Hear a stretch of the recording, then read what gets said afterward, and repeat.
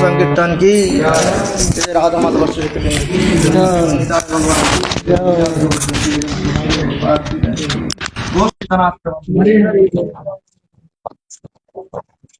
ओम नमो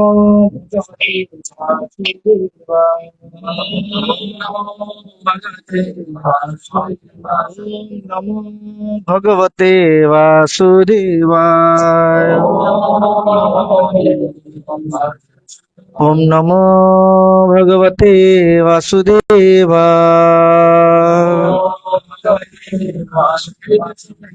अज्ञानतिमिरान्धस्य ज्ञानाञ्जनशलाकया चक्षुरुन्मीलितं येन तस्मै श्रीगुरुवे नमः। श्रीचैतन्यमनोभीष्टं स्थापितं येन भूतले स्वयं रूपं कदा मह्यं ददाति स्वपदान्तिकं। वन्देऽहं श्रीगुरु श्रीयुतपदकमलं श्रीगुरून् वैष्णवांश्च श्रीरूपं साग्रजातं सगण रघुनाथान्वितं तं सजीवं साद्वैतं सावधूतं परिजनसहितं कृष्ण चैतन्यदेवं श्रीराधा कृष्ण पदां सगण ललिता श्रीविशाखान्वितांश्च। हे कृष्ण करुणा सिन्धु दीनबन्धु जगत्पते गोपेश गोपिकान्त राधाकान्त नमोस्तुते। तप्त कांचन गौरांगी श्रीराधे वृंदावनेश्वरी वृषभानुसुते देवी प्रणमामि हरिप्रिये। नमो महावदन्याय कृष्ण प्रेम प्रदायते कृष्णाय कृष्ण चैतन्य नाम्ने गौरतिसे नमः। जय श्री कृष्ण चैतन्य प्रभु नित्यानंद श्री अद्वैत गदाधर शिवासदि गौर भक्त वृंद। हरे कृष्णा कृष्णा कृष्ण हरे हरे हरे राम राम राम हरे हरे। नारायणं नमस्कृत्यं नरं चैव नरोत्तमं देवीं सरस्वतीं व्यासं ततो जयं उदीरयेत्। नष्टप्रायेष भद्रेषु नित्यं भागवत सेवया भागवते उत्तम श्लोके भक्तिर्भवति नैष्टिकी। मुखं करोति वाचालं पङ्गुं लङ्घयति गिरिं यत्कृपातमं वन्दे परमानन्द माधवं। श्रीगुरुदिनतारिणं श्रीचैतन्यमीश्वरं तमादिदेवं करुणानिधानं तमालवर्णं सुहितावतारम् अपार संसार समुद्र सेतुं भजामहे भागवत स्वरूपम्। हरे कृष्ण।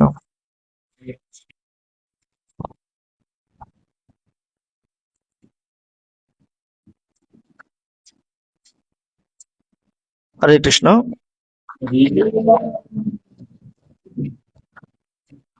তো আজকে আমাদের প্রতিদিনকার ভাগবতম সেশনের আজকে আমাদের শ্লোক হচ্ছে শ্রীমদ্ ভাগবতম অষ্টম স্কন্ধ 11 নম্বর অধ্যায় 34 থেকে 40 নম্বর শ্লোক।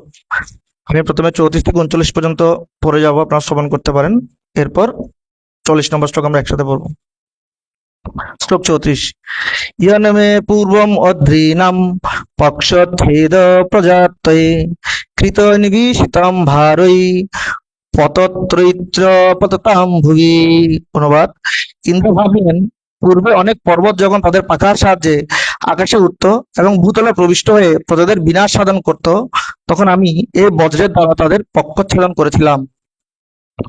তপসারময়ম ত্রাষ্টম বিদ্রয়েন বিপাতিতঃ অন্যে চাপি বলোপেতা সর্বাস্ত্রৈরক্ষতত্ত্ব চ। অনুবাদ: বৃত্তাসুর ছিলেন ত্বষ্টার তপস্যা শাস্বরূপ, তবুও এ বজ্র তাকে সংহার করেছিল। বস্তুতপক্ষে কেবল তিনিই নন, অন্য বহু বীর যাদের ত্বক পর্যন্ত অন্য কোনো অস্ত্রের দ্বারা আহত হতো না, তারা সকলেই এই বজ্রের দ্বারা নিহত হয়েছেন। স্বয়ং প্রতিহত বজ্র ময়া মুক্ত সুরেয় অল্পকে নাম তদাদ অদে দণ্ডম ব্রহ্ম তেজপি অকারণম। কিন্তু এখন সে বজ্র এক তুচ্ছ অসুরের প্রতি নিক্ষিপ্ত হয়ে প্রতিহত হলো, সুতরাং ব্রহ্মাস্ত্রের মতো হলেও তা এখন একটি সাধারণ দণ্ডের মতো অকিঞ্চিৎকর হয়েছে। তাই আমি আর এই বজ্র গ্রহণ করব না। ইতি শত্রুম বিষীদন্তম আহো ভাগ শরীরিণী নায়ম শুষ্কৈরথ নাদ্রৈ বদম অর্হতি দানবহ। সুখদেব গোস্বামী বললেন, ইন্দ্র যখন এইভাবে বিষাদগ্রস্ত হয়ে শোক করছিলেন, তখন একটি দুর্বাণী হয়েছিল, এই অসুর নমুথি কোন শুষ্ক অথবা আর্দ্র বস্তু দ্বারা নিহত হবে না। 38। ময়াস্ময়ৎ বর দত্ত মৃত্যুর নৈবাদ্য শুষ্কয়ঃ অত অন্য চিন্তয়ন্তে চিন্তনীয়ন্তে উপায় মগবান রিপহ। সে কণ্ঠস্বর বলল, হে ইন্দ্র, যেহেতু আমি এই অসুরকে বর দিয়েছি যে শুষ্ক অথবা আর্দ্র কোনো অস্ত্রের দ্বারা তার মৃত্যু হবে না, তাই তাকে হত্যা করার জন্য তোমাকে অন্য কোনো উপায় চিন্তা করতে হবে। 39 তাম দেবীম গিয় কর্মণ্য ভগবান সুসমাহিত ধ্যান কেন মতামতি ঐশ্বর উপায় উভয়াত্মকম। অনুবাদ, সে দোলবাণী শুনে কিভাবে সে অসুরকে বধ করা যায় সেই কথা ইন্দ্র সমাহিত চিত্তে চিন্তা করতে লাগলেন। তখন তিনি দেখলেন যে ফেনা আছে তার উপায়, কারণ তা শুষ্ক নয়, আর্দ্র নয়। 40 আমরা একসাথে বলবো। ন শুষ্কেন ন চ আর্দ্রেণ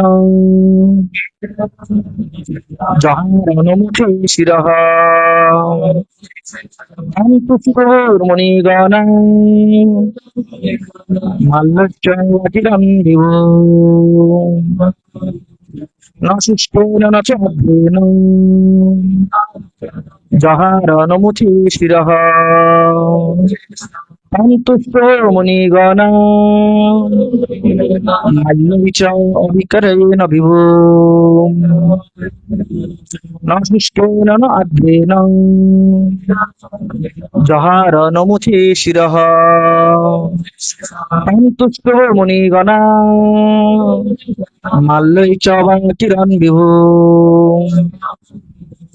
কে পড়তে পারেন? ন শুষ্কেন ন চ আর্দ্রেণ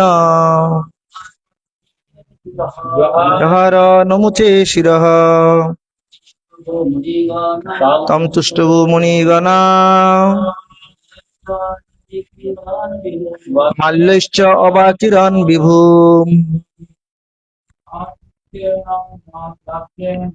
ন শুষ্কেন ন চ আর্দ্রেণ জহারনমুখে শিরঃ তম তুষ্টু মুনির্গণা মাল্যৈশ্চ অবাকিরণ বিভু। হরে কৃষ্ণ। অনুবাদ এবং প্রাঞ্জল তাৎপর্য করেছেন ইসকন প্রতিষ্ঠাতা আচার্য শ্রী অভয় চরণ অরবিন্দ। ভক্তি বেদান্ত স্বামী শিল প্রভুপাদ কি।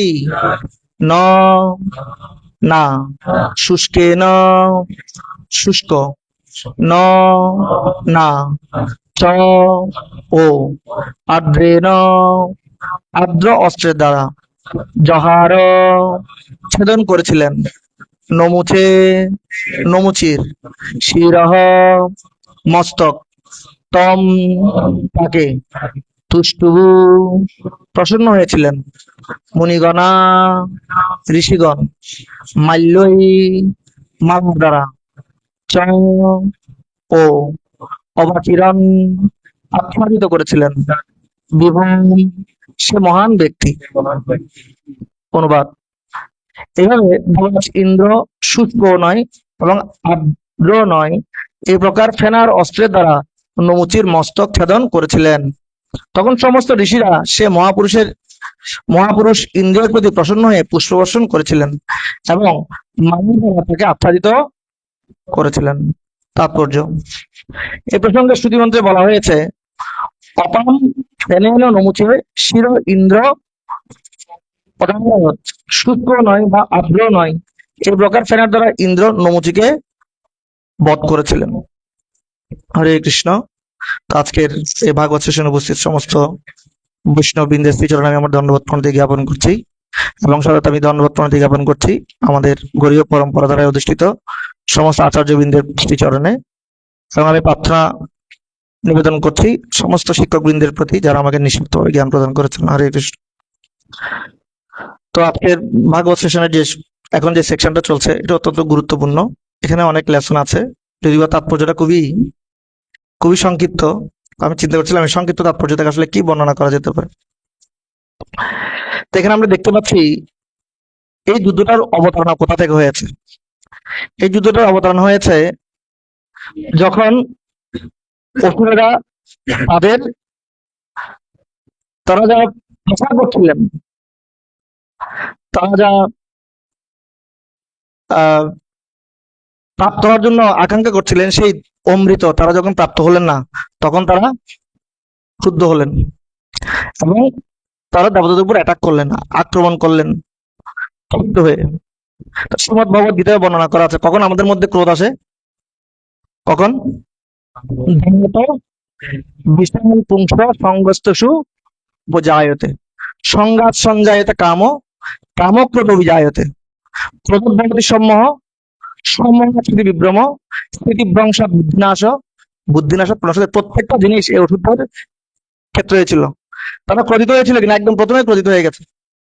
যেখানে দেবতার ইকুইপয়েস ছিল, সুখম দুঃখম সুখম ধীরম সো অমৃতত্বায় কল্পতে।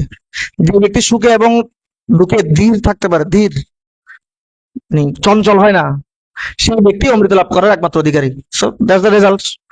সুখ এবং দুঃখে সমাপনা কারা ছিলেন, ইকুইপয়েস কারা ছিলেন, দেবতারা। সেজন্য দেবতারা ফল প্রাপ্ত হয়েছে। কোন স্টুডেন্ট যদি পরীক্ষা ভালো না লিখে যদি ভালো রেজাল্ট আশা করে, তাই না, তাহলে সেটা তো হাস্যকর, রাইট? হাস্যকর। ভালো লিখিনি কিন্তু A+ আশা করছি, ভালো পড়াশোনা করিনি কিন্তু A+ চাই। স্টুডেন্টকে যদি জিজ্ঞেস করা হয়, হাত তুলতে বলা হয়, কারো কারো A+ পেতে চাও, কিন্তু সবাই হাত তুলবে, কিন্তু A+ পাওয়ার জন্য যা করণীয় সেটা কেউ করতে রাজি নয়। That's the problem. তো একইভাবে এই অমৃত পাওয়ার জন্য ভগবদ্গীতায় সুন্দর বর্ণনা আছে, সুখম দুঃখম সুখম ধীরম সো অমৃততায় কল্পতে। যারা সুখে দুঃখে হ্যাঁ ইকুইপয়েস সমান থাকবে, তারাই একমাত্র অমৃত লাভ করার অধিকারী। কিন্তু একদম প্রথমে অসুরের ক্রোধ প্রকাশ করে ফেলেছে কোথায়, যখন তারা বাসুকীর মুখ কি প্রাপ্ত হয়েছিল, পুচ্ছম, তখন তারা ক্রোধ প্রকাশ করেছে, না না না আমাদেরকে কি। ওষুধের একটা খবর হচ্ছে, তারা অলওয়েজ কম্পেয়ার করে, অলওয়েজ কম্পেয়ারিং মেন্টালিটি, যে আমারটা বোধহয় কম হয়ে যাচ্ছে, আমার চেয়ে মানে উনি ভালো, ও ভালো পেয়ে যাচ্ছে, ঠিক আছে, আমি বোধহয় আরো ভালো ডিজার্ভ করি। আর এটাই যখন তাদের মধ্যে উৎপত্তি হয়, তখন তাদের মধ্যে অসন্তুষ্টি কাজ করে, তখনই প্রথমেই চিত্ত চঞ্চল হয় এবং তারা তাদের নিজস্ব গোল থেকে সরে যায়। তো এইভাবে তারা ক্রোধিত হয়েছিল। তারপর কি, তারা সম্মোহিত হয়েছিল মোহিনী মূর্তি দ্বারা। সম্মোহিত হওয়ার পর তাদের স্থিতি বিভ্রম হয়ে গেছে, বুঝতে পারছে না, ঠিক আছে, অমৃত মনে করে চিনি মিশ্রিত জল খাচ্ছে, কিন্তু বুঝতে পারছে না, কেন, সম্মোহিত, ঠিক আছে, সম্মোহার স্মৃতি বিভ্রম। আর এখন স্মৃতি বিভ্রম হয়ে গেছে, ওরা বুঝতে পারছে না, এখন ওদের পিছনে শেল করাচ্ছে পরমেশ্বর ভগবান, ওদের সাথে যুদ্ধ করে কখনো পারা যাবে না, কিন্তু সেই বুদ্ধিটা হারিয়ে ফেলেছে। স্মৃতিভ্রংশাৎ বুদ্ধিনাশ হয়ে গেছে। আর বুদ্ধিনাশাৎ প্রণশ্বতী, আমরা এখানে দেখবো অলরেডি হয়ে গেছে। বলি মহারাজকে ইন্দ্র কি করেছেন, তার মস্তক ছেদন করে ফেলেছে, পুরো সিভিয়ার, তাকে হত্যা করেছে। তো এভাবে আমরা দেখবো ইন্দ্র বেশ, ইন্দ্র ইন্দ্রের সাথে অনেক যুদ্ধ হয়েছে এরকম। ইন্দ্রের সাথে যুদ্ধ কি নিয়ে সবসময়, পদ নিয়ে। ইন্দ্র সবসময় ইনসিকিউর ফিল করে। কারণ আপনাদের কাছে প্রশ্ন, ইন্দ্রকে শুদ্ধ ভক্ত না মিশ্র ভক্ত? কিন্তু মিশ্র ভক্ত কিভাবে, মিশ্র ভক্তের সংজ্ঞা কি?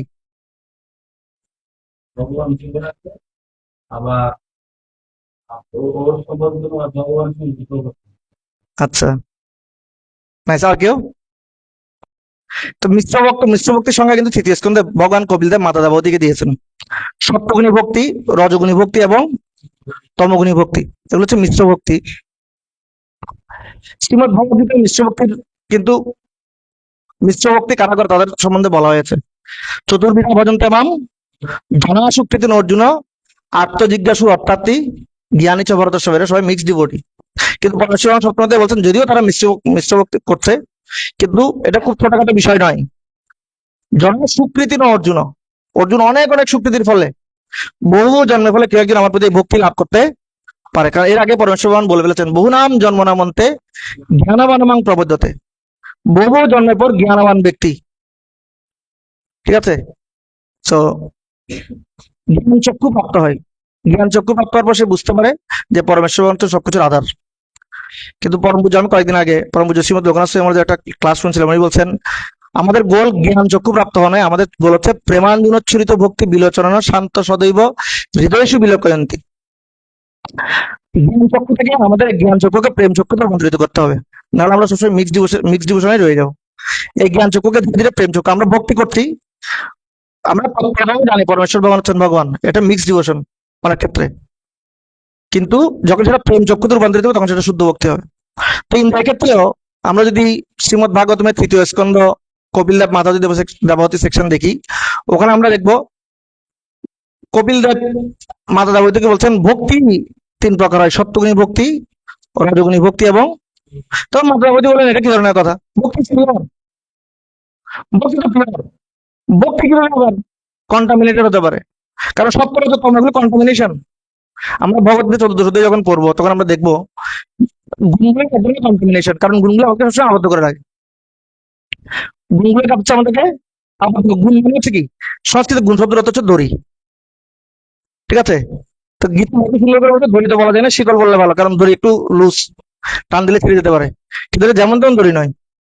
তো গুণ বলি না আমরা, গুণ আসে গুণ থেকে, ঠিক আছে? গুণ মানে হচ্ছে শিকল। তো এই জন্য সপ্তগুণী ভক্তি, রজগুণী ভক্তি, তমগুণী ভক্তি এগুলো সবগুলোই হচ্ছে আমাদেরকে কি করে। তখন কবিলতে বলছেন আসলে ভক্তির কোনো সমস্যা নেই, ভক্তি ইজ পিওর ইটসেলফ।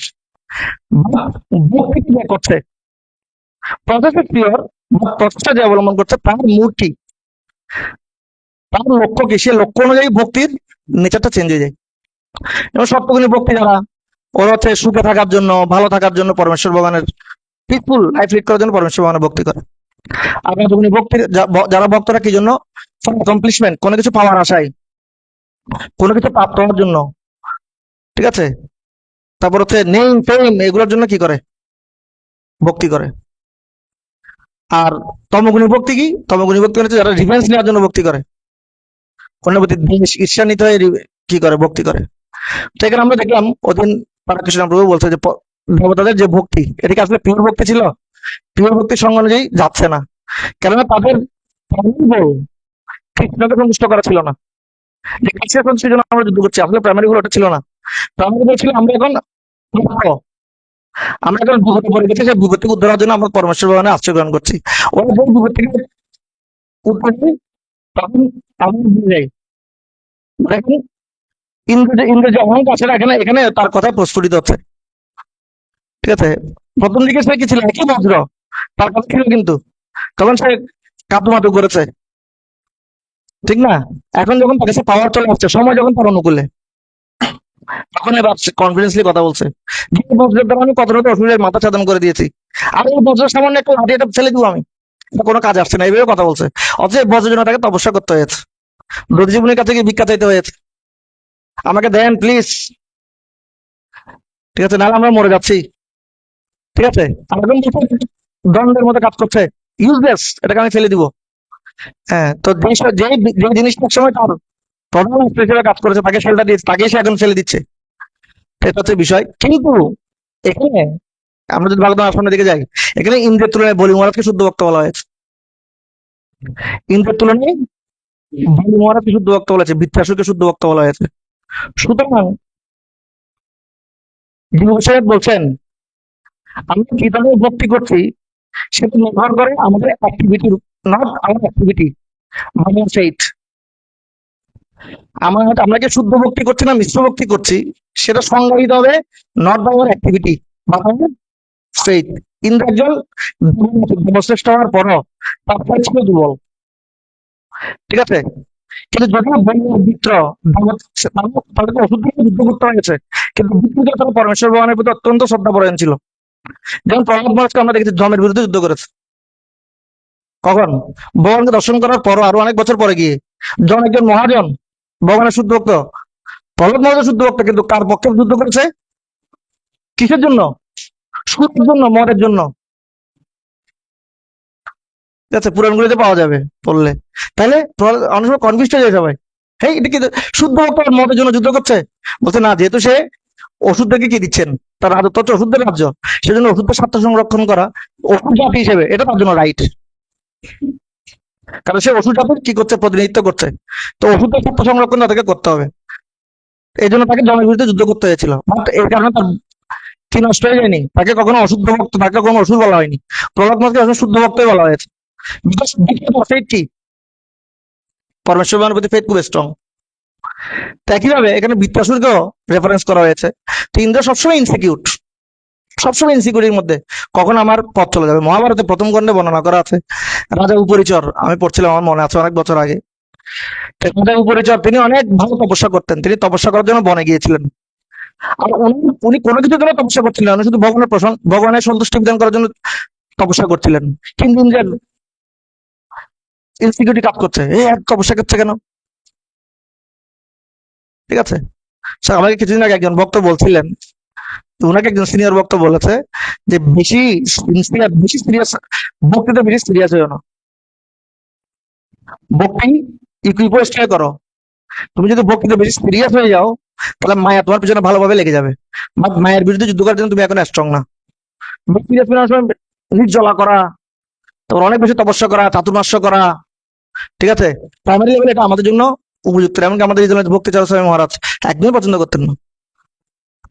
আমি শুনেছি আমাদের একজন সিনিয়র বক্ত 4 মাস 3 মাস করে ফেলেছে, বিশাল বিশাল দাড়ি।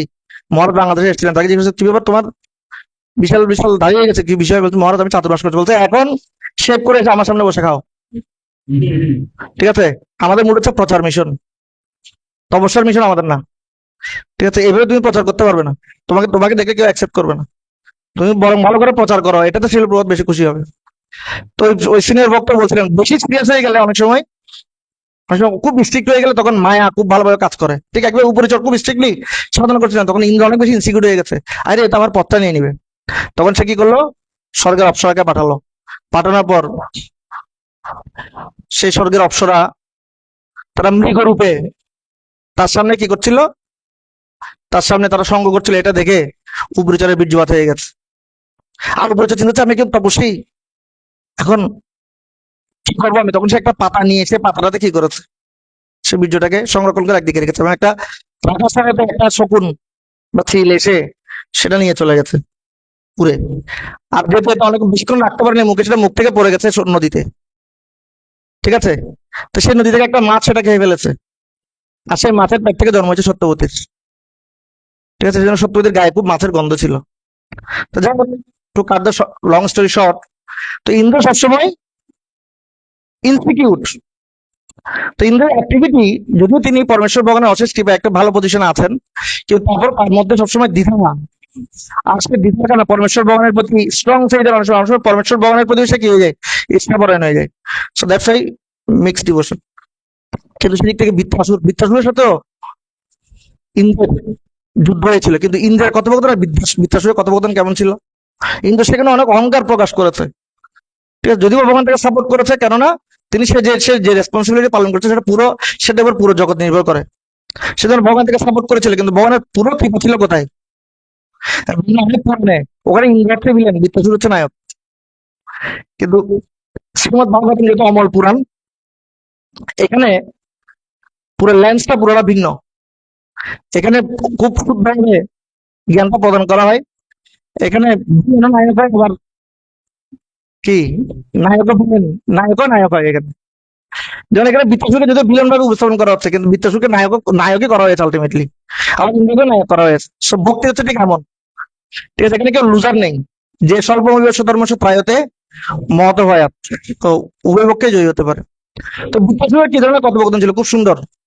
অহম হরের তব পাদেক মূল দাসানুদাস ভবিতাস্মে ভূয়ঃ মনোস্মরেত পশুপতে গুণন্তে ঘৃণীত বা কর্ম করোতু কায় ননাক পৃষ্ঠম ন চ পারমেষ্টম ন সার্বভৌমম ন রসাধিপত্যম নয়োগ সিদ্ধিম অপুনর্ভবম বা সমঞ্জস ন বিরহয় কাংক্ষে অজাত পক্ষৈব মাতরম খগাঃ স্তন্যম যথা বৎস তরাক্ষুধাত্তা প্রিয়ম প্রিয়েব বুদিতম বিষণ্ণা মম রবিন্দাক্ষ দিদীক্ষতা ত্বম মমোত্তম শ্লোক জনেষু সখ্যম সংসার চক্র ভ্রমত স্বকর্মভি তন্মায় আত্মাত্মজদারোগেষু আসক্ত চিত্তস্য ননাথ ভূয়ঃ।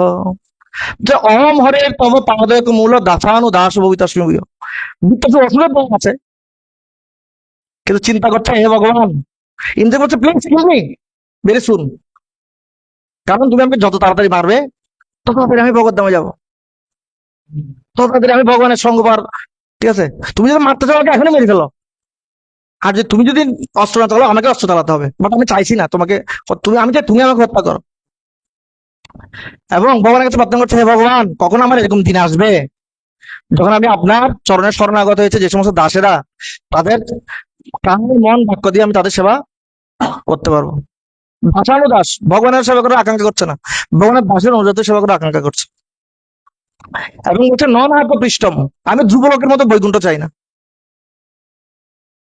ঠিক আছে। নচ পারমেষ্টম, আমি ব্রহ্মার মতো সত্যলোক চাই না। ন সার্বভৌমম, আমি নিষ্কণ্টক রাজ্যও চাই না, ঠিক আছে। ন রসাধিপত্যম, ঠিক আছে, মানে আমি স্বাধীন হতে চাই না। নয় যোগ সিদ্ধি, আমি অষ্টাঙ্গ যোগের মাধ্যমে যে সমস্ত যোগ সিদ্ধি পাওয়া যায়, ভক্তি করলে এই সমস্ত যোগ সিদ্ধি অটোমেটিকলি চলে আসে, কোনো তপস্যা করতে হয় না, ঠিক আছে। নয় যোগ সিদ্ধি পুনর্ব্রহ্মের সামঞ্জস্য বিরহে কাঙ্ক্ষা, আমি খুব দৃঢ়ভাবে আপনার বিরহ অনুভব করছি। ভগবান বলছেন, কি ধরনের বিরহ অনুভব করছো তুমি আমার? বিষ্ণু যোগ বলছেন বিরহ অনুভব করছে, কি ধরনের বিরহ? তো তখন বলছেন, অজাত পক্ষৈব মাতরম খগাহা, সদ্য জন্ম হয়েছে যে পাখির বাচ্চা, যে এখনো দানা নাড়াতে পারে না, তাকে রেখে চলে যায়, আসে সারাদিন আতুর হয়ে বসে থাকে কখন তার মা তার জন্য ছোট করে একটু খাবার নিয়ে আসবে, কারণ সে উঠতে পারে না। আকুল হয়ে বসে থাকে, আমার মা কখন আসবে, আমাকে একটু ছোট খাবার দিবে। ভগবান, আমি ঠিক সেরকম বিরহ অনুভব করছি। আলোচনা না এরকম না, অজাত পক্ষে মাতরম খগা স্তন্যম যথাবচ্ছ তরক্ষত, না না, সদ্য জন্ম হয়েছে যে বাছুর, সে জন্মগ্রহণ করার পরে একটু দুগ্ধ পাওয়ার জন্য যেভাবে আতুর হয়ে থাকে, মায়ের কাছ থেকে একটু দুগ্ধ পাওয়ার জন্য যেভাবে আকুল আকাঙ্ক্ষায় থাকে, আমি আপনাকে দর্শন করার জন্য ঠিক সে ধরনের আকাঙ্ক্ষার মুখ করছি। বছর না, এরকমও না, আর একটু ডিপ। প্রিয়ম প্রিয়ম বুঝিতম ভীষণ না, এটা একদম একজ্যাক্ট। বলছে কিরকম? বলছে কোন নারী স্বামী যখন প্রবাসে চলে যায়, তখন প্রত্যেকটা সেকেন্ড, প্রত্যেকটা মিনিট সেই স্ত্রী অপেক্ষা করে কখন একটা চিঠি আসবে, কখন সে আমার খবর নেবে। এখন চিঠি অপেক্ষা করে না, এখন কখন হোয়াটসঅ্যাপ একটা টিং করে আওয়াজ হবে, ঠিক আছে। মানে প্রতিটা মিনিট, প্রতিটা সেকেন্ড সে বিরহ অনুভব করে। হে ভগবান, আমি প্রত্যেকটা সেকেন্ড, প্রত্যেকটা মিনিট এভাবে আপনার বিরহ অনুভব করছি, এবং আমি চাই খুব দ্রুত এই সমস্ত আসক্তি ছিন্ন করতে। মম উত্তম শ্লোক জনেশু সত্যম, এই সমস্ত আসক্তি ছিন্ন করে আমি আপনার ভক্তদের প্রতি আসক্তি স্থাপন করতে চাই। সেরকম কবিতা যাবতীয় সেকশনে বলা আছে, প্রসঙ্গম অজরম পাশম আত্মন কবে বিদু, খবর সহেব। হ্যাঁ, আরেকটা শ্লোক আছে না, মোক্ষতরম অপাবৃতম, শ্লোকটা কি?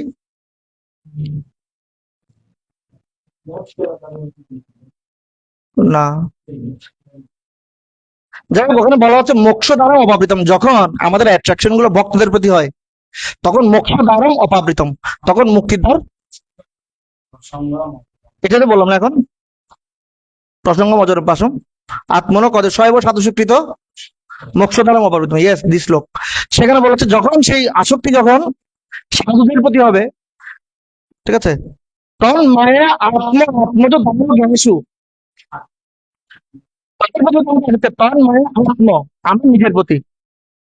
অনেক সময় নিজের থেকে শ্রীমদ ভাগবত ধর্মস্কন্ধে বলা হচ্ছে নিজের চাইতে সন্তান আসক্তি বেশি থাকে, কারণ সেটা আত্মজ, আমার থেকে কি হয়েছে ম্যানিফেস্টেড, ঠিক আছে। আত্মজ তন্ময় আত্মা আত্মজ ধারো গেয়েছু, স্ত্রী পুত্র পরিজন আত্মীয় স্বজন এদের প্রতি যে আসক্তি, সে আসক্তি সবসময় আমাদের কষ্ট হয়ে যায়। মানুষ যদিও বলে আত্মীয় স্বজন বন্ধু বান্ধব, কিন্তু সেগুলো আমাদের সবসময় কষ্ট হয়ে যায়, দুঃখই দেয়। কিন্তু আমি এই ধরনের ওদের প্রতি আসক্তি চাই না, এবং কুন্তি দেবীও বলেছে, হ্যাঁ, ইমম পাশম দৃঢ়ম ছিন্দি, না, তারপর কি, দৃঢ়ম পাণ্ডসু বিষ্ণিসু, এই যে এদের প্রতি আমার সন্তান পুত্র এদের প্রতি আমার যে বন্ধন আছে এটা ছিন্ন করো। এবং প্রত্যেকের প্রার্থনা সেটাই, এরকম অনেক অনেক প্রার্থনা, অনেক অনেক আচার্যরা প্রার্থনা করেছেন যাতে করে আমার সকলের প্রতি বন্ধন ছিন্ন হয়। এমনকি শ্রীমদ ভাগবতম একটা জায়গায় ছিল কটেও লিখেছেন, একজন সাধুর মৃত্যুবরণ করা উচিত আত্মীয় স্বজনের বাইরে অনেক দূরে গিয়ে, যেখানে সে কাউকে দর্শন করতে পারবে না, ঠিক আছে। কারণ মৃত্যুর সময় প্রিয় ব্যক্তিদেরকে দর্শন করাটা আসলে রাইট মৃত্যু না। যে কোনো মুহূর্তে যে কারোর প্রতি তাদের কান্না দেখে আপনার হৃদয় সফট হতে পারে, তখন আসক্তি জন্মে যেতে পারে লাস্ট মোমেন্টেও। কারণ এত শিকড়টা এত বেশি স্ট্রং আসক্তির, আমরা যে কিসে কিসে আসক্ত আমরা নিজেরাই বুঝতে পারি না। আমরা অনেক সময় মনে করি আমি নিরাসক্ত, কিন্তু যখন আসক্তির জায়গাটা হাত পড়ে তখন আমরা বুঝতে পারি আমরা কতটুকু নিরাসক্ত। আমার মনে আছে আমি যখন বয়সে জয়েন করছিলাম, আমার খুব স্ট্রংলি মনে পড়ে, তখন আমার মনে হচ্ছে আমি নিরাসক্ত। বাবাকে বলে দিয়েছি আমার জব হয়েছে অমুক জায়গায়, ওখান থেকে আসা যাওয়ার সুবিধা, ঠিক আছে, আমি ভয়েসে থাকবো।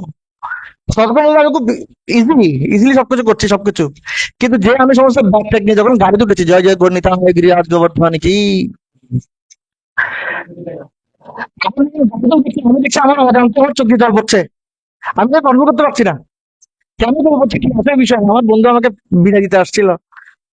তো ঠিক আছে চলে যাচ্ছিস, কিন্তু আমি তো ভয়েস থাকা মানে কি, ভয়েস এখন তো সন্ন্যাস হয়ে যায় নাই। বাট তখন আমি চিন্তা করছিলাম, ও মাই গড, আমার এখন অনেক অ্যাটাচমেন্ট, আমার এখন চোখ দিয়ে জল পড়ছে। আরেকটা বিষয় হচ্ছে, আমি যখন জীবিত ছিলাম, আমি জানি না আমাদের আউকীর্তন মতো মুক্ত পুরুষ ওনার এরকম হয়েছে কিনা, আমরা কয়েকজন সবসময় গুনতাম। আর 5 মাস পৃথিবীতে গণে মানে এখানে আমি নাম বলছি না, একজন ভক্ত তাকে রাঘব প্রভু বলছেন 8-6 মাস, উনি বলছেন না না প্রভু, আর 5 মাস এতদিন। আচ্ছা বাহ, ঠিক আছে। আসক্ত কত দিন, তখন আমরা গুনতাম। তখন এক গ্রামে একজনকে বলছি, প্রভু দেখেন, আমি ধরেন আমরা আমাদের জড়জগৎটা ছেড়ে বৈকুণ্ঠে চলে আসছি, এর দিবিটা ধরেন বৈকুণ্ঠ, কিন্তু আমরা এখন এখানে থেকেও ওখানে কখন ফিরে যাবো সেটা দিন গুনছি। তার মানে আমরা এখনো বৈকুণ্ঠে যাওয়ার মতো যোগ্যই নাই। আমাদের কি আসক্তি বাংলাদেশে ফিরে যাওয়ার জন্য এখনো, ঠিক আছে। মানে আমাদেরকে আরো কতটা রিফাইন্ড হতে হবে। তাই আমি সবসময় বসে বসে চিন্তা করতাম, মানে এত আসক্তি, মানে খুব পাওয়া। সেই জন্য আমাদের সবসময় প্রার্থনা করা উচিত, আচার্যবর্গ এবং এই সমস্ত উন্নত যাদের প্রার্থনা, সে প্রার্থনাগুলো বারবার স্মরণ করা উচিত। কারণ এই জগৎটা অত্যন্ত দুঃখময়। আর সবচেয়ে বেশি দুঃখ আমরা সেখান থেকে পাই যে জিনিসটির মধ্যে আমাদের বেশি আসক্তি, সে বিষয়টা আমাদেরকে বেশি দুঃখ দেয়। এই জন্য আমরা যদি বলি মহারাজকেও দেখি, বলি মহারাজ ইন্দ্রকে কি ধরনের কথা বলেছে। বলি মহারাজ ইন্দ্রকে বলছে, বৃত্তাসুরের কথা বললাম, বৃত্তাসুরের কি সুন্দর প্রার্থনা। বলি মহারাজ ইন্দ্রকে বলছেন, "হে ইন্দ্র, দেখো সময়ের প্রভাবে, ঠিক আছে, সব আলো ইয়দ্বেষ লোকে বাহির ঘনা বলি, সর্বম কালম কৃতম মানে ভবতঞ্চ ইয়ত অপ্রিয়ম।" দেখো এখন কালক্রমের পক্ষে তুমি যে অহংকার করছো, এখানে এই কনভারসেশন আছে, একদম প্রথম দিকে ছিল, তুমি যে অহংকার করছো, তোমার পিছনে ভগবান আছে যে তুমি এই অহংকারটা করতে পারছো। তোমার এই অহংকার 2 দিন আগেও ছিল না, এখন কাল তোমার পক্ষে। এই জন্য তুমি এরকম অহংকার করছো, এরকম আমার উপর অত্যাচার করছো। ভাব মনে রাখো, সর্বম কালম কৃতম মানে ভবতঞ্চ ইয়ত অপ্রিয়ম। কাল সবসময় কি থাকে না, কাল সবসময় একরকম থাকে না। রবীন্দ্রনাথ লিখেছেন, চিরদিন সবার সমান নাহি, আজ যে রাজাধিরাজ, কাল সে ভিক্ষা চায়। ঠিক আছে, বলবো স্মরণ করে দিচ্ছে যে তুমি নিত্য অনিত্য ভুলে গেছো, কিন্তু একজন সাধু হিসেবে নিত্য অনিত্যতম বলে মনে বলছে। সবসময় মনে রাখো, নিত্য নিত্য অনিত্যের মধ্যে পার্থক্য নির্মাণ করতে শিখো। কিন্তু এখানে তুমি যা কিছু দেখছো, তোমার পাওয়ার পজিশন সবগুলোই কি, এগুলো একসময় কাজ করবে না, তখন তোমার কি হবে। কিন্তু ইন্দ্র পাওয়ার পরমেশ্বর ভগবানের শেল্টার তার ছিল বিদেশে, খুব অহংকার প্রকাশ করছে। একদিকে ইন্দ্ররা এজন্য প্রশংসার যোগ্য যে তারা সবসময় পরমেশ্বর ভগবানের অনুগত থেকে কার্য করেছে। এই একটা জায়গায় শুধু পার্থক্য, দেবতারা ইন্ডিপেন্ডেন্ট থাকতে চেয়েছে সবসময়।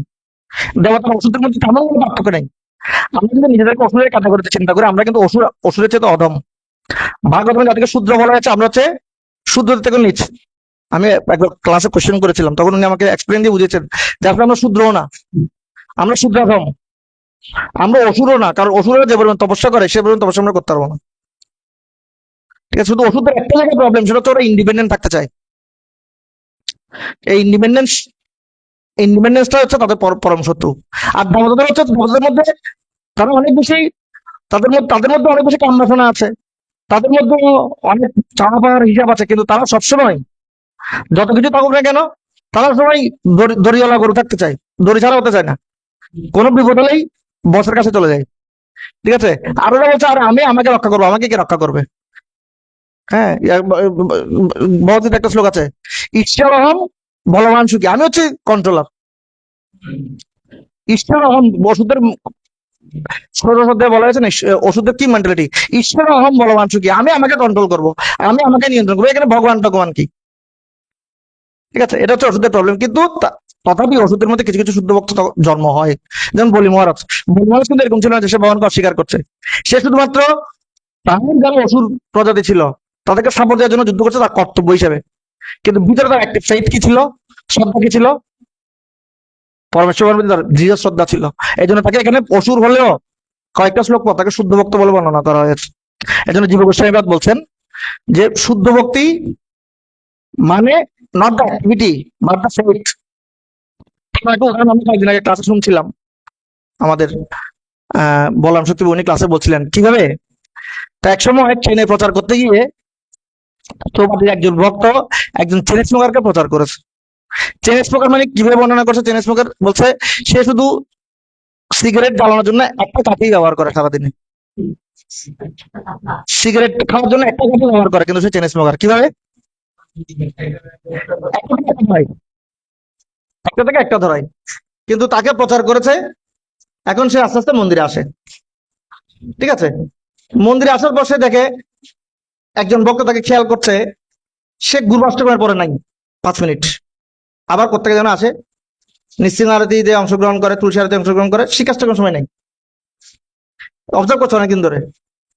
তো এভাবে কিছুক্ষণ পর 5 মিনিটের জন্য থাকে না, 10 মিনিটের জন্য থাকে না। তখন তিনি বলছেন সন্দেহ হচ্ছে, তো পিছন পিছনে ফলো করছে। তো ফলো করার পর দেখছে সে অন্ধকারে গিয়ে স্মোকিং করছে, ঠিক আছে? স্মোকিং করে আবার আসে, তখন তাকে কলার ধরেছে, এই তুমি ভণ্ড, প্রতারক, তুমি স্মোকিং করছো, প্রতারণা করছো, চলো তোমাকে সবার সামনে নিয়ে যাবো, আজকে এক্সপোজ করে দিব তোমাকে। তখন বলছে প্রভু আগে আমার কথাটা শুনুন। দেখো তো কান্না করছে, সে প্রচুর অযোধ্যায় কান্না করছে, প্রভু আগে আমার কথাটা শুনুন। দেখেন প্রভু, আমি একসময় চেন স্মোকার ছিলাম, আমি শুধুমাত্র একটা কাঠি ব্যবহার করতাম সিগারেট খাওয়ার জন্য, আর একটা থেকে একটা সারাদিন চলতেই থাকতো। কিন্তু এখন আপনাদের ভক্তদের সঙ্গ করার ফলে প্রভু আমার প্রতি আধা ঘন্টা একটা খাই, এখন প্রতি আধা ঘন্টায়। প্রভু আপনি যদি আমাকে একটু সুযোগ দেন, আর কিছুদিন ভক্ত সঙ্গ করার সুযোগ দেন, আই বিলিভ আমি একটাও সিগারেট খাবো না, আমি সেই প্রসেসের দিকে এগিয়ে যাচ্ছি। যদি আমাকে সাধু সঙ্গ করার সুযোগ দিন, আমি বিশ্বাস সাধু সঙ্গের প্রতি আমার অকুণ্ঠ বিশ্বাস আছে, সাধু সঙ্গ আমাকে চেঞ্জ করতে পারে। কারণ আমি আগে একটা ছাড়াও থাকতে পারতাম না, 1 মিনিটও থাকতে পারতাম না, এখন আমি আধা ঘন্টা থাকি। এই আধা ঘন্টা কালকে 1 ঘন্টা হবে, পরশুদিন 2 ঘন্টা হবে, একসময় আমি ছেড়ে দিব। তখন সাধারণত ব্রহ্মচারী তার কলারটা ছেড়ে দিয়ে বললো, ও মাই গড, আমি প্রতিদিন সাধু সঙ্গে থাকি, আমি মন্দিরে বাস করি, কিন্তু সাধুদের সঙ্গের প্রতি আমার তো এরকম কোনো ফেথ, কোনো শ্রদ্ধা নাই। আমি তো কখনো সাধু সঙ্গকে ফিল করি নাই যে সাধু সঙ্গে মোক্ষধরম অপাবৃতম, কিন্তু ওর ফেথ আমার থেকে অনেক বেশি। ও এত দৃঢ়তা নিয়ে বলছে হি ইজ ডুইং শুদ্ধ ভক্তি, নট মি, নট আই। তো এই জন্য অ্যাক্টিভিটি দিয়ে কখনো ভক্তদেরকে বিবেচনা করা উচিত না, ঠিক আছে? ভক্তদেরকে সবসময় অবজার্ভ করা উচিত। বৈষ্ণবেরও ক্রিয়া মুদ্রা বিজ্ঞান বুঝায়, ঠিক আছে? অনেক সময় আমরা যেহেতু কন্ডিশনিং এর মধ্যে আছি, অনেক সময় আমাদের অ্যাক্টিভিটি ফুল পিওর না হতে পারে, বাট আমাদের গোল সবসময় ফিক্সড, অথচ সে গোলে যাওয়ার পথে কখনো কখনো বিচ্যুতি হচ্ছে। তো বলরাম শক্তি উদাহরণ দিচ্ছিলেন এভাবে যে কেউ একজন আইআইটি তে পরীক্ষা দিচ্ছে, তার গোল হচ্ছে আইআইটি, কিন্তু মাঝে মাঝে সে ফুটবল খেলতে যায়। তো একজন তাকে বলছে কি ব্যাপার, তোমার আইআইটি তে পরীক্ষা, তুমি ফুটবল খেলছো, তুমি আইআইটি টিকবে তুমি? বলতে দেখেন প্রভু, আমার আইআইটি তে যে পরীক্ষাটা আমি দিব সেটা ফিক্সড, গোলটা ফিক্সড। আমি যে একটা ফুটবল খেলছি তখন আমি চিন্তা করছি যে কিভাবে পড়ালেখা করবো, কিভাবে প্ল্যান খেলছি ঠিক রিপ্লেসমেন্টের জন্য, কিন্তু প্ল্যানটা হচ্ছে কি কিভাবে আমি আইডিতে টিকবো, সবসময় এটা মাথায় কাজ করছে। তো মাঝে মাঝে একটু লাইন থেকে বেরিয়ে যাচ্ছি, কিন্তু আমি বিলিভ করি আমি আরো সিরিয়াস হবো সামনে, কারণ আমার গোলটা ফিক্সড আছে। ঠিক একইভাবে ভক্তরা অনেক সময়, ভক্তদের মধ্যে অনেক সময় কি চলে আসে, ভক্তির মধ্যে মাঝে মাঝে ডিস্ট্রাকশন চলে আসে, ডিস্ট্রাকশন। তো তো অনেক সময় সেটার কারণে আমরা মনে করি আমরা শুদ্ধ ভক্তি করছি না, আমি প্রতারণা করছি না। না, এই জায়গায় ভক্তদেরকে সবসময় চেক করতে হবে আমার বিশ্বাসটা কি, আমার গোলটা ফিক্সড আছে কিনা, ঠিক আছে? এবং সিনিয়র ভক্তদেরকে ওইভাবে অবজার্ভ করতে হবে। অ্যাক্টিভিটি থেকে যদি কাউকে আমরা বিবেচনা করি, তাহলে আমরা অনেক অমূল্য রত্ন হারিয়ে ফেলতে পারি। সেই জন্য মাঝে মাঝে ভক্ত কোনো ডিস্ট্রাকশন আসলেও ইমিডিয়েট করে অ্যাকশনে না গিয়ে টেক টাইম অ্যান্ড অবজার্ভ। তো আমি সেদিন বলছিলাম, পরম পূজ্যপাত রাধেশ্যাম প্রভু বলছিল, যখন ইজনের লোকনাথ স্বামী মহারাজ যখন পুনে যায়, যেহেতু উনি ওখানে দায়িত্বে আছে, তো অনেক সময় অনেক বিচার দেওয়া হয়। মহারাজ সবসময় বলেন give him time, one day he will be pure devotee, ঠিক আছে? অনেক দোষ, কিন্তু মহারাজ একটা দীর্ঘশ্বাস কখনো লাইসেন্স হিসেবে ব্যবহার না করি আবার, ঠিক আছে? এটাকে লাইসেন্স হিসেবে ব্যবহার করে যাতে প্রতিদিন ডিস্ট্রাক্টেড না হয়, আর ডিস্ট্রাক্টেড না হয়ে গোল ঠিক আছে কিন্তু ডিস্ট্রাক্টেড হয়ে যাচ্ছি এরকম যেন না হয়, এটাকে যেন লাইসেন্স হিসেবে ব্যবহার না করি। বাট আরেকটা বিষয়, আমরা যেন শিথিলতা আমাদের জন্য প্রদর্শন না করি, অন্যদের জন্য আমরা শিথিলতা প্রদর্শন করবো, কিন্তু নিজের জন্য খুব স্ট্রিক্ট হবো। ঠিক আছে? নিজের যদি কোনো প্রবলেম হয়, নিজেকে নিজে শাস্তি দেওয়ার জন্য রেডি থাকতে হবে, নিজেকে নিজে ধিক্কার দেওয়ার জন্য রেডি থাকতে হবে, নিজে নিজে ল্যামেন্টেশন শোক করতে হবে। কিন্তু অন্যের বেলায় যখন হবে, তখন চিন্তা করতে হবে, না, ভগবানের ভক্তদের কখনো কি হয় না, পতন হয় না। আমি যদি ওকে একটু টেক কেয়ার করি, আমি যদি ওকে একটু যত্ন গ্রহণ করি, maybe he can overcome this situation. তখন সে ভালো ভক্তি করতে পারবে। আর এবার যদি আমরা ভক্তদেরকে একটু স্পেস দিই, একসময় সে যখন ভালো ভক্ত হবে, অনেক কৃপা কিন্তু তার কাছ থেকে আসবে, তার যে একটা স্যাটিসফ্যাকশন। চিন্তা করছিলাম আজকে কি বলবো, ফুল আনপ্ল্যান্ড পরম্পরা।